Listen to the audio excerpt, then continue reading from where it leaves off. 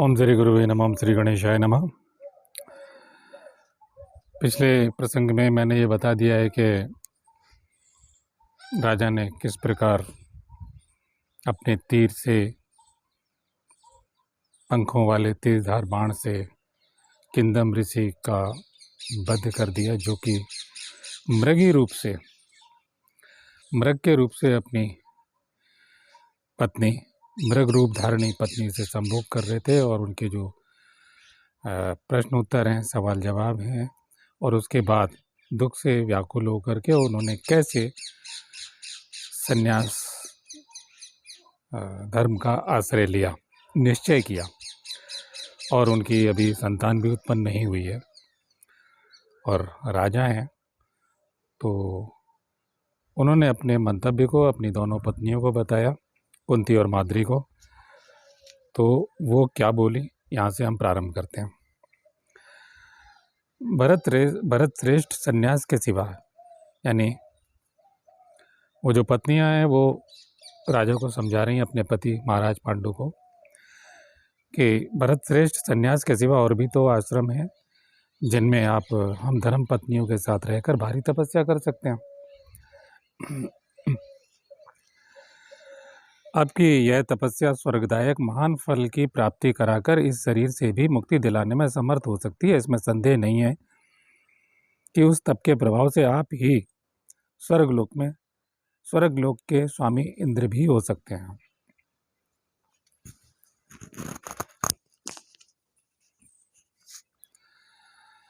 हम दोनों कामसुख का परित्याग करके पति लोक की प्राप्ति का ही परम लक्ष्य लेकर अपनी संपूर्ण इंद्रियों को संयम में रखती हुई भारी तपस्या करेंगे। महाप्राज्ञ नरेश्वर, यदि आप हम दोनों को त्याग देंगे तो आज ही हम अपने प्राणों का परित्याग कर देंगे, इसमें संशय नहीं है।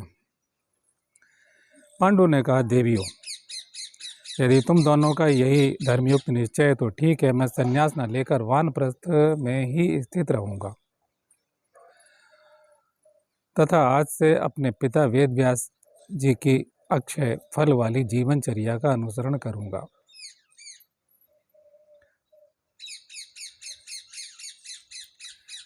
भोगियों के सुख और आहार का परित्याग करके भारी तपस्या में लग जाऊंगा। वलकल पहनकर फल मूल का वलकल वस्त्र होते हैं,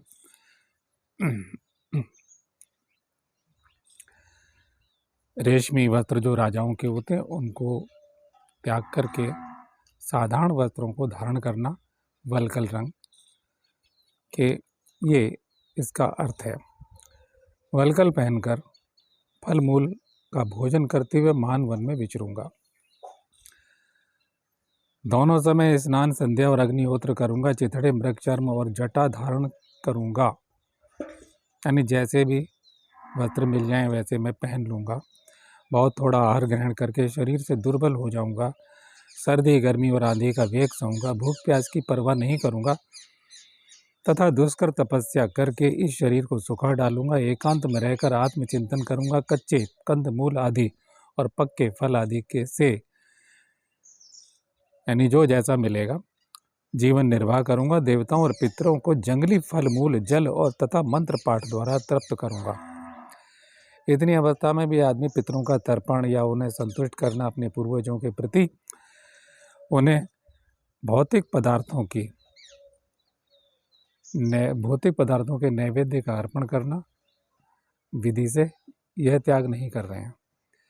जबकि ये जितने बाद वाले हैं, जितने तथाकथित बुद्ध महावीर के बाद के जो लोग हैं, ये बिल्कुल मना कर देते हैं कि इस सब की कोई ज़रूरत नहीं है, आप तपस्या कर लो, साधना कर लो, 21 पीढ़ियाँ तर जाएंगी आपकी। तो महान ऋषि मुनि और गुरुओं ने उस समय के जो सर्वशक्तिमान है, ईश्वरीय तेज से संपन्न या साक्षात देहधारी ईश्वर जिनसे प्रभावित होता है, शक्तियाँ ईश्वरीय प्रभावित होती हैं, संपूर्ण ब्रह्मांड का जो ज्ञान रखते हैं, वे भी अपने दैहिक कर्तव्य का त्याग नहीं करते। पिंडदान, तर्पण आदि की क्रियाएं, अग्निहोत्र, जितनी क्रियाएं हैं वो सब करते हैं। यह सनातन धर्म को नष्ट करने वाले जो गुरु हैं, ये उनके उपदेश हैं जो शास्त्र विरुद्ध हमें भड़काते हैं।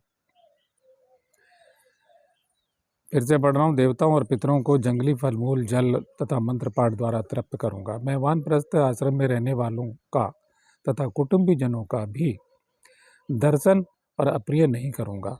फिर ग्रामवासियों की तो बात ही क्या है। इस प्रकार मैं वानप्रस्थ आश्रम संबंधी शास्त्रों की कठोर से कठोर विधियों का पालन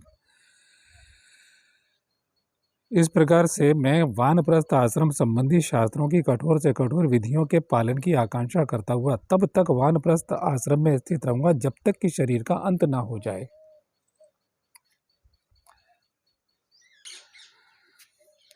वैशंपायन जी कहते हैं, जन्मेजय कुरुकुल को आनंदित करने वाले राजा पांडु ने अपने दोनों पत्नियों से यों कहकर अपने सिर पेंच, निष्क, वक्ष स्थल के आभूषण, बाजूबंद कुंडल और बहुमूल्य वस्त्र तथा माद्री और कुंती के भी शरीर के गहने उतारकर सब ब्राह्मणों को दे दिए। फिर सेवकों से इस प्रकार कहा, तुम लोग हस्तिनापुर जाकर के कह देना कि कुरुनंदन राजा पांडु अर्थ, काम और विषय सुख और स्त्री विषयक रति आदि सब कुछ छोड़कर अपनी पत्नियों के साथ वानप्रस्थी हो गए हैं। भरत सिंह पांडु की यह करुणा युक्त चित्र विचित्र वाणी सुनकर उनके अनुचर और सेवक सभी हाय हाय करके भयंकर आर्तनाद करने लगे।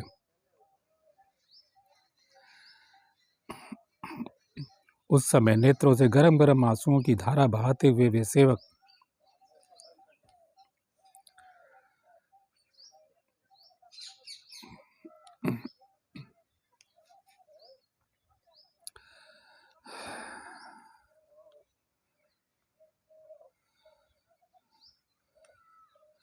राजा पांडु को छोड़कर बचा हुआ सारा धन तुरंत लेकर हस्तिनापुर को चले गए। उन्होंने हस्तिनापुर में जाकर महाराज राजा पांडु का सारा समाचार राजा धृतराष्ट्र से ज्यों का त्यों कह सुनाया। वह नाना प्रकार का धन धृतराष्ट्र को ही सौंप दिया।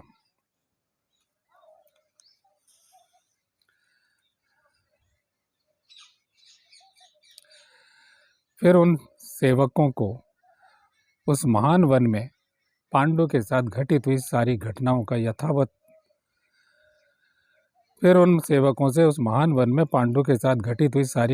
यथावत सुनकर नर श्रेष्ठ धृतराष्ट्र सदा पांडु की ही चिंता में दुखी रहने लगे। सैया, आसन और नाना प्रकार के भोगों में कभी उनकी रुचि नहीं होती थी। वे भाइयों के शोक में मग्न होकर सदा उन्हीं की बात सोचते रहते थे। जन्मेजय राजकुमार पांडु फल मूल का आहार करते हुए अपनी दोनों पत्नियों के साथ वहां से नागशत नामक पर्वत पर चले गए। तत्पश्चात चैत्ररथ नामक वन में जाकर कालकूट और हिमालय पर्वत को लांघते हुए वे गंधमादन पर्वत पर चले गए। महाराज, उस समय महाभूत सिद्ध और महर्षि गण उनकी रक्षा करते थे। वे ऊंची नीची जमीन पर सो लेते थे। इंद्रद्युम्न सरोवर पर पहुंचकर तथा बाद में हंसकूट को लांघते हुए वे शतशृंग पर्वत पर जा पहुंचे। जन्मेजय, वहां वे तपस्वी जीवन बिताते हुए भारी तपस्या में संलग्न हो गए। और अगला प्रसंग है पांडु का कुंती को पुत्र प्राप्ति के लिए प्रयत्न करने का आदेश। ये अगले प्रसंग में है। तो मैं आरंभ करता हूँ।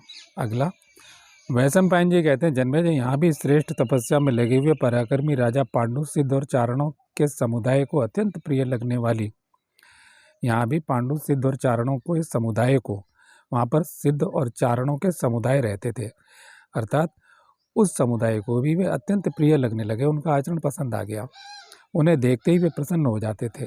भारत वे ऋषि मुनियों की सेवा करते, अहंकार से दूर रहते और मन को वश में रखते थे। उन्होंने संपूर्ण इंद्रियों को जीत लिया था। वे अपनी ही शक्ति से स्वर्गलोक में जाने के लिए सदा सचेष्ट रहने लगे। कितने ही ऋषियों का उन पर भाई के समान प्रेम था, कितनों के ही वे मित्र हो गए थे और दूसरे बहुत से महर्षि उन्हें अपने पुत्र के समान मानकर सदा उनकी रक्षा करते थे। भरत श्रेष्ठ जन्मेजय राजा पांडु दीर्घ काल तक पाप रहित भरत श्रेष्ठ जन्मेजय राजा पांडु दीर्घ काल तक पाप रहित तपस्या का अनुष्ठान करके ब्रह्म ऋषियों के समान प्रभावशाली हो गए थे। एक दिन अमावस्या तिथि को कठोर व्रत का पालन करने वाले बहुत से ऋषि महर्षि एकत्र हो ब्रह्मा जी के दर्शन की इच्छा से ब्रह्मलोक के लिए प्रस्थित हुए, अर्थात इकट्ठे हुए।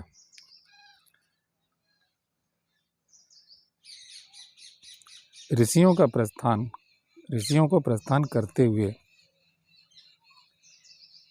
चलने लगे। वो ऋषियों को प्रस्थान करते हुए देखकर पांडु ने उनसे पूछा, वक्ताओं में श्रेष्ठ मुनीश्वरों, आप लोग कहाँ जाएंगे, यह मुझे बताइए। ऋषि बोले, राजन, आज ब्रह्मलोक में महात्मा देवताओं, ऋषि मुनियों तथा महामना पितरों का बहुत बड़ा समूह एकत्र होने वाला है, अतः हम वहीं स्वयंभू ब्रह्मा जी का दर्शन करने के लिए जाएंगे। वैशंपायन जी कहते हैं, राजन, यह सुनकर महाराज पांडु भी महर्षियों के साथ जाने के लिए सहसा उठ खड़े हुए। उनके मन में स्वर्ग के पार जाने की इच्छा जाग उठी और वे उत्तर की ओर मुंह करके अपनी दोनों पत्नियों के साथ शतशृंग पर्वत से चल दिए। शतशृंग, जिसमें 100 शिखर थे, उस पर्वत का नाम है। यह देख गिरिराज हिमालय के ऊपर उत्तराभिमुख यात्रा करने वाले तपस्वी मुनियों ने कहा, भरत श्रेष्ठ, इस रमणीय पर्वत पर हमने बहुत से ऐसे प्रदेश देखे हैं जहाँ जाना बहुत कठिन है, जहाँ देवताओं, गंधर्वों और अप्सराओं की क्रीड़ा भूमि है, जहाँ सैकड़ों विमान खचाखच भरे रहते हैं और मधुर गीतों के स्वर गूंजते हैं। इसी पर्वत पर कुबेर के अनेक उद्यान हैं, जहाँ की भूमि कहीं समतल और कहीं नीची ऊंची है। इस मार्ग में हमने कई बड़ी बड़ी नदियों के दुर्गम तट और कितनी ही पर्वत घाटियाँ देखी हैं। यहाँ बहुत से ऐसे स्थल हैं जहाँ सदा बर्फ जमी रहती है तथा जहाँ वृक्ष, पशु और पक्षियों का नाम भी नहीं है। कई बहुत बड़ी बड़ी गुफाएं हैं जिनमें प्रवेश करना अत्यंत कठिन है, कईयों के तो निकट भी पहुंचना कठिन है। ऐसे स्थलों को पक्षी भी नहीं पार कर सकता, फिर मृग आदि अन्य जीवों की तो बात ही क्या है। इस मार्ग पर केवल वायु चल सकती है तथा सिद्ध महर्षि भी जा सकते हैं। इस पर्वतराज पर चलती हुई ये दोनों राजकुमारियां कैसे कष्ट न पाएंगी। भरतवंश शिरोमणि, ये दोनों रानियां दुख सहन करने योग्य नहीं है, अतः आप न चलिए, मना किया उन्हें।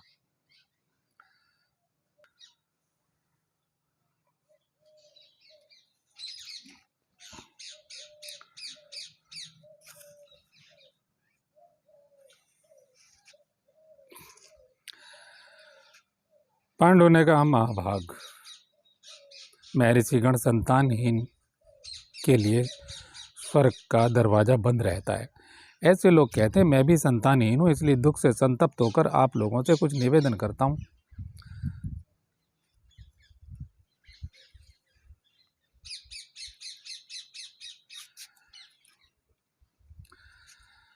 तपोधनों में पितरों के ऋण से अब तक छूट नहीं सका हूँ, इसलिए चिंता से संतप्त हो रहा हूँ। निसंतान अवस्था में मेरे इस शरीर का नाश होने पर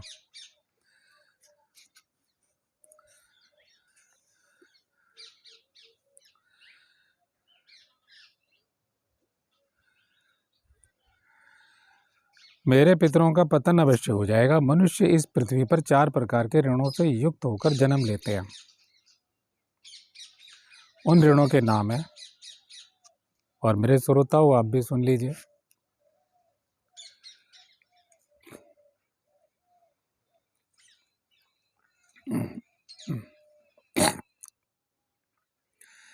पितृऋण, देवऋण, ऋषि ऋण और मनुष्य ऋण। और ऋषि ऋण और मनुष्य ऋण, उन सब का ऋण कैसे कैसे ये ऋण हम चुकाते हैं, हमारे उत्तम संस्कारों से कैसे हम ये सब कार्य करते हैं, इसका उत्तर पिछले अंकों में और समय समय पर आगे प्रसंगों में आएगा।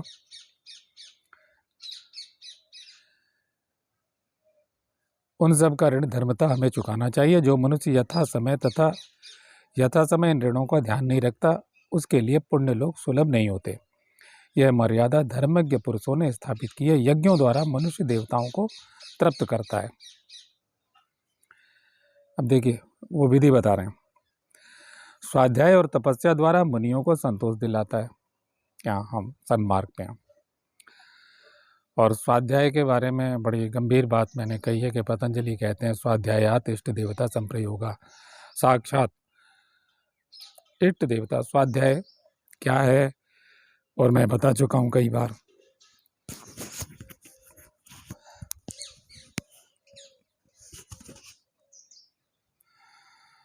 तो स्वाध्याय माने वो जो कहते हैं अपना अध्ययन। स्वाध्याय गंभीर विषय है। स्वाध्याय और तपस्या के द्वारा मनुष्य को संतोष दिलाता है, मुनियों को संतोष दिलाता है, यानी ऋषि ऋण। ऋषि ऋण क्या है कि ये जो मैं जो पढ़ रहा हूँ, ये ऋषियों की वाणी तो पढ़ रहा हूँ, धर्मशास्त्र जिन्होंने दिया है वो कोई कर्जा नहीं छोड़ रहे हैं। पहली बात तो ये कहीं सोच रहे वो हमसे अपेक्षा करते हैं, वो मुक्त है। और मैं हमेशा कहता हूँ वो हैं भी और वो नहीं भी हैं, वो किसी लोक में नहीं है, वो परम गति को प्राप्त हैं। और वो उनके नाम हमेशा गीता में, शास्त्रों में, ऋषियों में, ऋषि दुर्वासा देव ऋषियों में, नारद, भृगु और कपिल और व्यास, ये श्रेष्ठ लोग हैं। इन तमाम लोगों ने शास्त्र दिए हैं केवल निस्वार्थ भाव से जन कल्याण के लिए, हम लोगों के कल्याण के लिए शास्त्र और विधि विधान दिए हैं। जो उसे करता है वो दुखों से छूट जाता है। जो अपने अहमवश या बाद वाले गुरुओं द्वारा भ्रमित किया जाता है तो वो जन्म जन्मांतर तक भटकते हैं। और स्वयं वो गुरु तो भटकाने वाले ही होते हैं, जिनकी एक लंबी फौज है हमारे समाज में। अपने विवेक से श्रेष्ठ गुरु को धारण करना चाहिए, शास्त्रीय गुरु को धारण करना चाहिए। और केवल शास्त्रीय गुरु ना, जिसमें हमारे ऋषियों की भांति कुछ न कुछ योग शक्ति जिसके अंदर जागृत हो चुकी है, ऐसे गुरु को धारण करना चाहिए, उसकी तलाश करनी चाहिए, जिससे हमारे जीवन का कल्याण हो।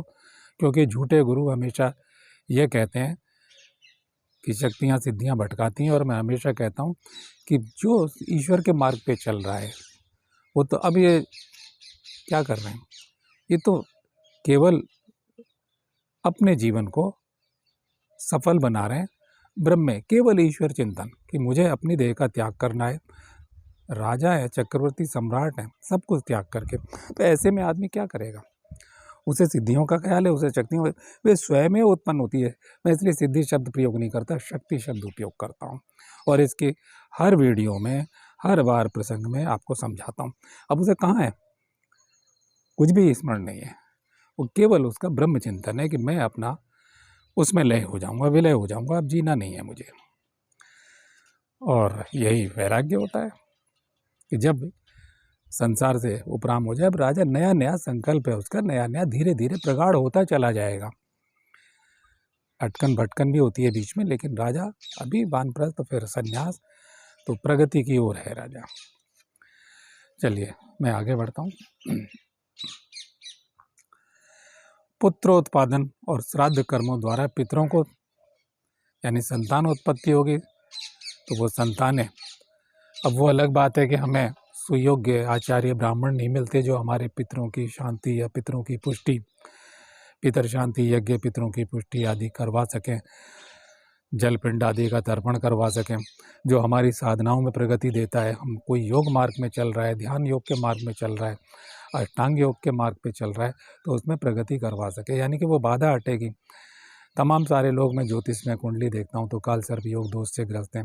सर्प योग दोष क्योंकि काल शब्द नहीं है, काल जब वह आता है तो वो सक्रिय हो जाता है। सुख और दुख से ये जीवन बना हुआ है। आदमी कभी जब आदमी का अच्छा समय होता है तो कूदने फांदने लगता है, अहंकारग्रस्त हो जाता है। मैंने बड़े बड़े गुरुओं को अहंकारग्रस्त देखा। लगता है कि शासन भी उनका है, कहीं कुछ नहीं बिगाड़ पाएगा, तमाम स्त्रियों का भोग करेंगे, तमाम तरह से सत्ता पर काबिज हो जाएंगे। लेकिन जब बुरा समय आता है, काल का प्रभाव बदलता है। क्यों? क्योंकि उन्हें जीते जी समय रहते तपस्या योग बल अर्जित नहीं किया कि वो संस्कार नष्ट हो जाते। ना उनकी आंखों में कोई तेज है कि वो, या उनकी बॉडी से कुछ किरणें निकलनी, ऐसा कुछ भी नहीं। यानी कुछ भी उनमें जागृत नहीं होता। जो चारों ओर ये ऋषियों का क्या है, तेज, ऋषियों की क्या तरंगें प्रभावित करती हैं। उनकी खामोशी भी छूती बहुत कुछ प्रभावित करती है। योग शक्ति जब उत्पन्न होती है तो अपराजय तो स्वयं हो जाते हैं, उन्हें कामना नहीं है। तो ये यहाँ कहा जा रहा है, इसको समझिए। पुत्रोत्पादन यानी कि संतानोत्पत्ति द्वारा, श्राद्ध कर्मों द्वारा, पितरों का तथा दयापूर्ण बर्ताव द्वारा वह मनुष्यों को संतुष्ट करता है। यानी हम मनुष्य और अन्य मनुष्यों को हम अच्छा बर्ताव करें तो अन्य मनुष्य हमसे संतुष्ट हों। अब वो छोड़ दीजिए, उसे हम छोड़ देंगे कि मलेच्छ, आजकल आप देख ही रहे हैं कि क्या चल रहा है समाज में, और ये हर युग में चलता रहा। पहले तो और भी जटिल था। हम कितने ही संत हो जाए, कितने ही महात्मा हो जाए, तो ये मानदंड एक जैसे नहीं होते। हमें आत्मरक्षा सीखनी चाहिए। मैं कहता हूँ अहिंसा का यह मतलब नहीं होता है कि दूसरा मेरी हत्या कर दे। अहिंसा का यह भी मतलब होता है कि अहिंसा की इतनी प्रबल तरंगें हमारे अंदर से उत्पन्न होनी चाहिए कि उसके मन से, सामने वाले के मन से हमारी हिंसा करने की वृत्ति लोप हो जाए। तो यह अहिंसा शक्ति का उदय है। आप सिद्धि शब्द नाम मत दीजिए, ठीक है। बताना कहना मेरा काम है, मैं शास्त्र पढ़ रहा हूँ, तो उसी विचारधारा के अंतर्गत मैं अपनी बात कह रहा हूँ, क्योंकि मैं शास्त्र से नहीं हटूंगा। इन तीनों ऋणों से मुक्त हो चुका हूँ, वो कहते हैं। मैं धर्म की दृष्टि से क्या कहते हैं, पुत्रोत्पादन और श्राद्ध कर्मों के द्वारा पितरों को तथा दयापूर्ण बर्ताव द्वारा वह मनुष्यों को संतुष्ट करता है। मैं धर्म की दृष्टि से ऋषि, देव और मनुष्य, इन तीन ऋणों से तो मुक्त हो चुका हूँ। अन्य अर्थात पितरों के ऋण का नाश तो इस शरीर के नाश होने पर भी शायद ही हो सके। तपस्वी मुनियों, मैं अब तक पितृ ऋण से मुक्त न हो सका। इस श्लोक में श्रेष्ठ पुरुष पितृ ऋण से मुक्त होने के लिए संतानोत्पत्ति का प्रयत्न करते हैं और स्वयं ही पुत्र रूप में जन्म लेते हैं। क्या बात है। एक हमारे यहाँ शास्त्रों में त्रिपिंड विधान है। जो उस विद्या का जानकार है, मान लिया जाए कि कोई मृत्यु हो गई है, ये आगे शास्त्रों में आएगा, जो उस विद्या का जानकार है। हमारे परदादा या हमारे दादा बहुत दिव्य पुरुष थे, योग शक्ति संपन्न थे, अभी साधना पूरी नहीं हुई। त्रिपिंड विधान के अंतर्गत वो विधान है कि एक पिंड अग्नि में जाता है, एक पिंड यहाँ जाता है, और एक पिंड सिद्ध होकर के, यज्ञ के द्वारा, मंत्र विद्या के द्वारा सिद्ध होकर के घर की जो वधू होती है, जो संतान की अभिलाषी, उसे खिला दिया जाता है, और वह खिलाने से वही आत्मा फिर उसके गर्भ से जन्म ले लेती है और आगे का मार्ग प्रशस्त होता है। ये हम लोगों का एक शास्त्रीय परंपरा है, और एक दूसरे को सहायता पहुंचाने की परंपरा है। और तो भी अब ये कहेंगे वो जन्म ले चुका, मान लो सचमुच जन्म ले लेगा, तो भी क्या हमें पिंडदान, तर्पण और श्राद्ध करना चाहिए? फिर वो कैसे होगा? ये सनातन प्रक्रिया कैसे संभव होती है? बिल्कुल वैसे ही वो तेज, वो सब चीज़ें अपनी अपनी जगह पहुंच जाती, तो भी वो जारी रहेगा। हम भी तो ऐसा हो सकता है कि हम अपना ही पिंडदान और तर्पण कर रहे हैं अपने पूर्वजों के नाम से, हम अपने ही कुल में आ गए हो कि नहीं कारणवश। ये बहुत गंभीर और गहरी बातें हैं। शायद आपने मेरे अलावा कहीं और न सुनी हो, या ऐसा चिंतन ना सुना हो। मैंने क्योंकि और लोगों को ऐसा कहते नहीं देखा, लेकिन पितरों का प्रसंग है इसलिए मैं ऐसा कह रहा हूँ। इस श्लोक में श्रेष्ठ पुरुष पितृण से मुक्त होने के लिए संतान उत्पत्ति का प्रयत्न करते हैं, स्वयं ही पुत्र रूप से जन्म लेते हैं। जैसे मैं अपने पिता के क्षेत्र में महर्षि व्यास के द्वारा उत्पन्न हुआ हूँ, उसी प्रकार मेरे इस क्षेत्र में भी कैसी संतानों की कैसे संतान की उत्पत्ति हो सकती है, मुझे बताइए, ये पूछ रहे हैं वो। ऋषि बोले, धर्मात्मा नरेश, तुम्हें पाप रहित देवोपम यानी देवताओं के समान शुभ संतान होने का योग है, यह हम अपनी दिव्य दृष्टि से जानते हैं। अब ऋषि है तो जानेगा वो तो। आज के ऋषि को, आज के जो गुरु हैं, उन्हें तो ये पता नहीं कि वो कल कब पुलिस से पकड़े जाएंगे, कब वो जिसने रखेल रखी हुई है कब वो फंसा देगी उन्हें, कब उसकी पिटाई कर देगी, चप्पल मिटा पीटेगी। उसे काल ज्ञान वगैरह कुछ नहीं है, वो गुरु बना हुआ है केवल। तो तमाम लोग पिटते कुटते रहते हैं, आप देखते हैं। तो ऋषि है, कम से कम कुछ तो भविष्य का पता होना चाहिए। वो एक शिक्षा देंगे, वर्तमान में जिए, ओशो की भांति शिक्षा देंगे, वर्तमान में जियो बस, क्योंकि उनकी छुट्टी हो जाती है। और शक्तियों की तो बात मत करना, तो वो भटका देती है। सोचना विचारना आपका काम है, मेरा काम आप लोगों को बोलना केवल।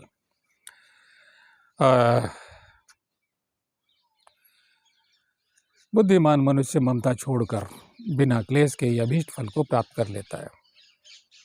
राजन, आपको उस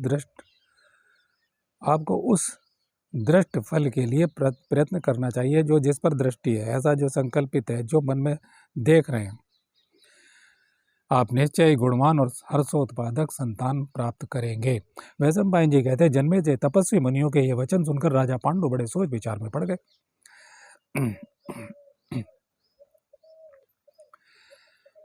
वे जानते थे कि मृग रूपधारी मुनि के हिसाब से मेरा संतानोत्पादन विषयक पुरुषार्थ नष्ट हो चुका है। एक दिन वे अपनी यशस्विनी पत्नी, धर्म पत्नी कुंती से एकांत में इस प्रकार बोले, देवी, यह हमारे लिए आपत्ति काल है। इस समय संतानोत्पादन के लिए जो आवश्यक प्रयत्न हो उसका तुम समर्थन करो।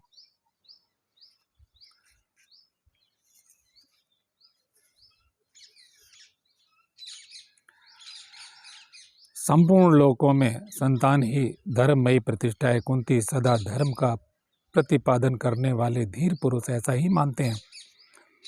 संतानहीन मनुष्य इस लोक में यज्ञ, दान, तप और नियमों का भली भांति अनुष्ठान कर ले तो भी उसके लिए उसके किए हुए सब कर्म पवित्र नहीं कहे जाते।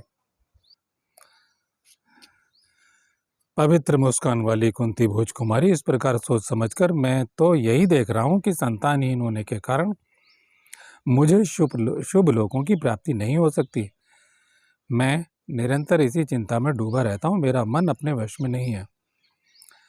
मैं क्रूरतापूर्ण कर्म करने वाला हूँ, भीरू, इसलिए मृग के शाप से मेरी संतानोत्पादन शक्ति उसी प्रकार से नष्ट हो गई है जिस प्रकार मैंने उस मृग का वध करके उसके मैथुन में बाधा डाली थी। प्रथे धर्मशास्त्र में ये आगे बताए जाने वाले 6 पुत्र बंधुधा याद कहे गए हैं, जो कुटुंबी होने से संपत्ति के उत्तराधिकारी होते हैं। और 6 प्रकार के पुत्र अबंधुदा याद हैं, जो कुटुंबी न होने पर भी उत्तराधिकारी बताए गए हैं। इन सबका वर्णन मुझसे सुनो। पहला पुत्र वह है जो विवाहित पत्नी से अपने द्वारा उत्पन्न किया गया हो, स्वयं जात कहते हैं। दूसरा प्रणीत कहलाता है, जो अपनी पत्नी के गर्भ से किसी उत्तम पुरुष के अनुग्रह से उत्पन्न होता है।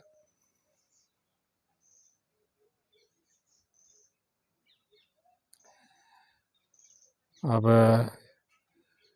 बाकी मुझे कुछ कहने की ज़रूरत नहीं है, आप समझते हैं कि आज भी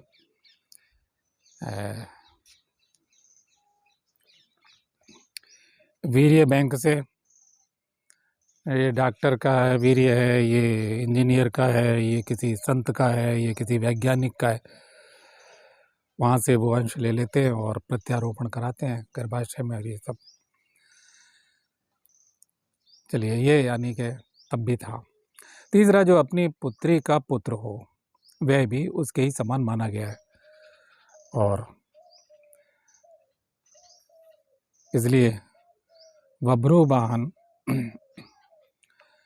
जो कुंती की पत्नी थी, चित्रांगदा, अर्जुन की पत्नी चित्रांगदा, जो आसाम में जिला सोनितपुर लगता है, राजकुमारी चित्रांगदा, ये प्रसंग आपने सुना पड़ा होगा। तो दौहित्र यानी देवता, बेटी का बेटा, वो राजवंश चलाने वाला उत्तराधिकारी हुआ, यानी वंश अपनी बेटी के बाद में उसके अंश से उत्पन्न वो उसके पिता का वंश चलाता है। ये हमारी परंपराएं हैं। चौथे प्रकार के पुत्र पौनर्भव संज्ञा दी है। ये संज्ञा उसकी है, यानी जो दूसरी बार ब्याही हुई स्त्री से उत्पन्न हुआ हो।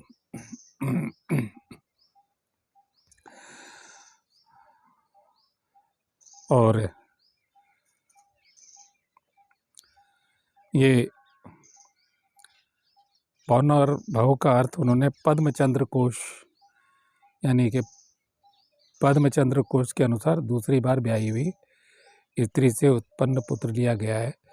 जैसे डिक्शनरी होती है, ऐसे ये शब्दकोश है पुराना, उससे ये अर्थ लिया गया है, अनुवाद किया गया है। यहाँ वो स्पष्टीकरण दे रहे हैं। पांचवें प्रकार के पुत्र की कानीन संज्ञा है, यानी उसे कानीन कहा जाता है।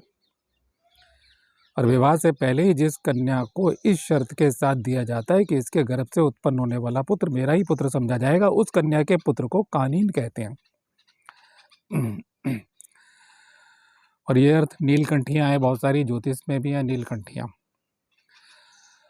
तो ये तथाकथित स्वयंभू गुरुओं को नहीं पता होती है ABCD इसकी, तो ये हमारा भारतीय शास्त्र है, उसकी मर्मज्ञ नहीं है। जो उस मार्ग पे चलेगा और मूल वो किसी आत्म सम्मोहन या समाधि, झूठी समाधि या झूठे ध्यान में नहीं जाएगा। इसलिए मैंने आज तक दूसरे चैनल, जो मेरा योग तंत्र का चैनल है, उस पर कभी भी मैं ध्यान योग की बात नहीं करता हूँ।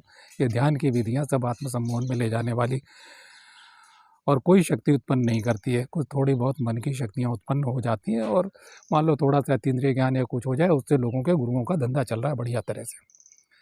इतना सा कुछ आ जाता है तो कूद फांद करने लगते हैं। तो मार्ग बहुत बड़ा है। तो ये जो शास्त्र हैं, जितने बाद वाले गुरु हैं, वो इससे इनकार करते हैं, क्योंकि उन्हें पता नहीं है कि उसके लिए अंतर चेतना का जागृत होना अनिवार्य है, गुरु कृपा होना अनिवार्य है। और गुरु भी ऐसा जो समर्थ हो, कम से कम इतना समर्थ हो, इतने इस लेवल का, और क्या कहूँ।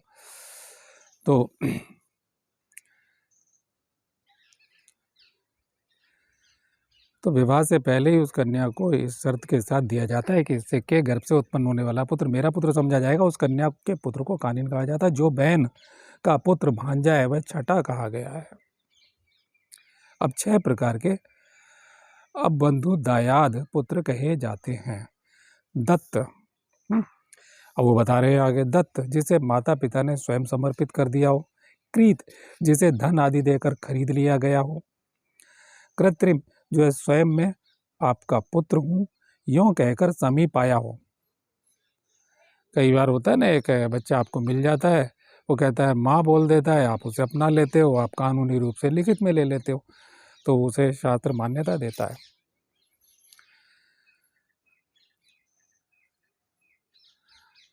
सहोदर,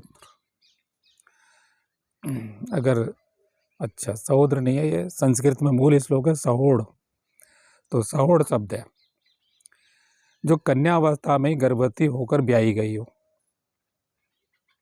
यानी शादी से पहले ही संभोग कर लिया, उसके बच्चा ठहर गया, उसके गर्भ से उत्पन्न पुत्र सहोड़ कहलाता है। ज्ञाति रेता अपने कुल का पुत्र तथा अपने से हीन जाति की स्त्री से, यानी अपने कुल का पुत्र हो तथा अपने से जाति रेता अपने से हीन जाति की स्त्री के गर्भ से उत्पन्न हुआ हो, ये सभी अबंधु याद हैं, अबंधु दायाद हैं।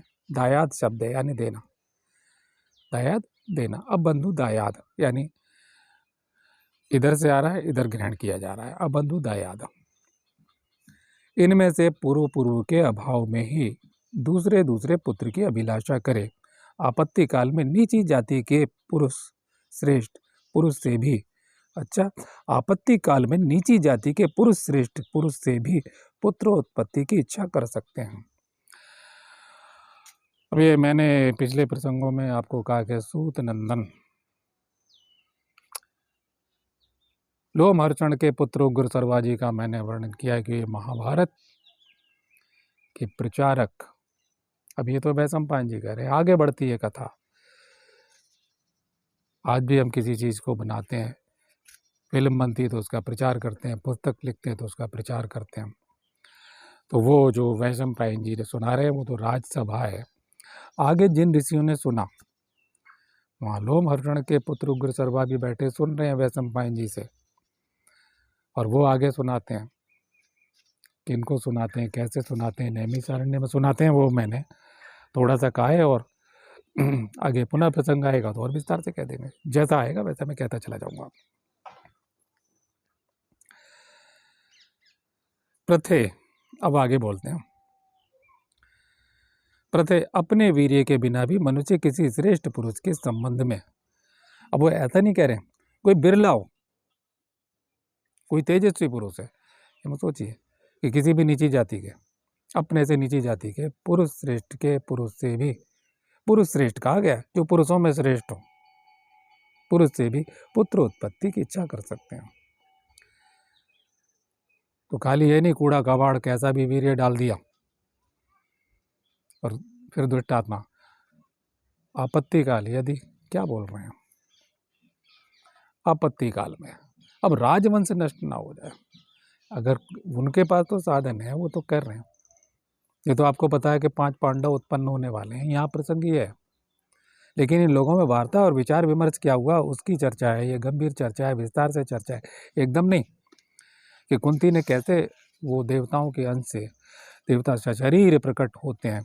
आज भी हम तंत्र साधना क्या है, तंत्र साधना की हम साधना करते हैं, योगिनी साधना, योगिनी प्रत्यक्ष होकर के हमें शक्ति देती है साकार। मैं योगिनी प्रसंग देख लीजिए, मेरा दूसरे चैनल पे जाके देख लीजिए, तब तक नहीं है। और हर एक शक्ति ब्रह्म में ले जाती है, ईश्वर में ले जाती है, क्योंकि हमें शरीर पे नहीं अटकना है। अगर ये मान लो वृक्ष है तो हम इसके पत्तों में नहीं इसके भीतर जो मूल चेतना बह रही है, हम उस चेतना में प्रवेश करेंगे, और उस चेतना के माध्यम से भी ब्रह्म में प्रवेश करेंगे, क्योंकि उत्पत्ति कहाँ से, मूल तत्व को जानना है। इसका तत्व और मेरा तत्व एक ही है, ब्रह्म में प्रवेश, ईश्वर में प्रवेश। तो ये बात प्रत्यय अपने वीर्य के बिना भी मनुष्य किसी श्रेष्ठ पुरुष के संबंध में श्रेष्ठ पुत्र प्राप्त कर लेते और वह धर्म का फल देने वाला होता है। यह बात स्वयंभू मनु ने कही है, स्वयंभू मनु ने कही है।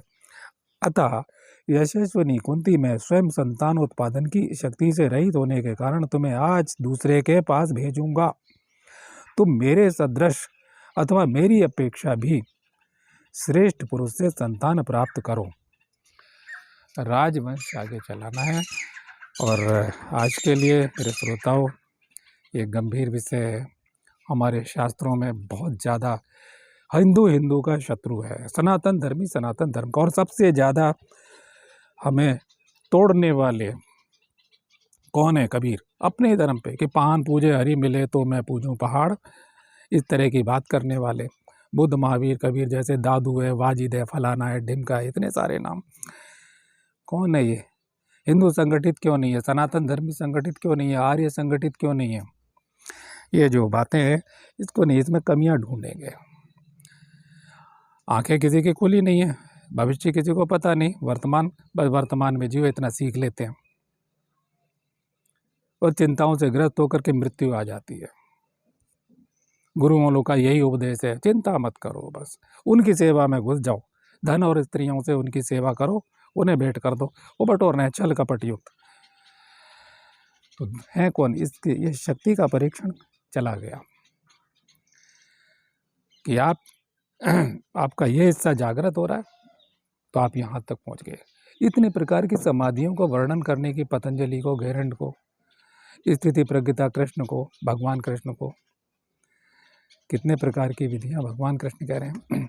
वो तो लास्ट में जो कुछ नहीं कर सकता उसके लिए कहते हैं भगवान कि माँ में एक के चरण में, मेरे मुझे एक के चरण में आ जा। अब सबके लिए एक ही मार्ग थोड़ा है कि सब भक्ति नारायण नारायण करने लग जाए। हर कोई मीरा नहीं बन सकता। मीरा तो अपना संस्कार पूरा करने के लिए जन्म लेती है। कुछ रह गया है, कोई द्वेष रह गया है, वो तो ललिता नाम की योगिनी है। वो खुद कहती है कि ललिता नाम की गोपी थी कृष्ण काल की, उसके लिए कृष्ण अभी है। वो विलीन हो जाती है द्वारकाधीश जी के मंदिर में। तो आज के प्रसंग में ओम तत्सत थोड़ी सी बातों पे विचार कीजिएगा और ये विचार जरूर कीजिएगा कि जितने गुरु हैं ये सनातन धर्म के विरोधी हैं लंबे। ओशो तो बाद में सबसे बड़े क्योंकि उनकी संख्या बढ़ गई, लेकिन बाकी कितने गुरु हैं? आर्य समाज है, हिंदू से लड़ता है और ये सबसे बड़ा दोष है। मलेच्छ लोग एक हो जाते हैं, उनमें आपस में टकराव होगा, लेकिन सनातन के लिए लड़ने के लिए सब एक है। ये नेताओं की कोई इसमें कमी नहीं है, नेता तो बाद में हुए हैं ना, नेता मर जाएंगे फिर पैदा हो जाएंगे, लेकिन असली दोषी ये धर्म गुरु हैं जो बाद में पैदा हुए, जिन्होंने एक संस्कृति को ख़त्म कर दिया, अपने अपने निजी धर्म स्वयंभू धर्म चला दिया। ओम तत्सत, शुभकामनाएं।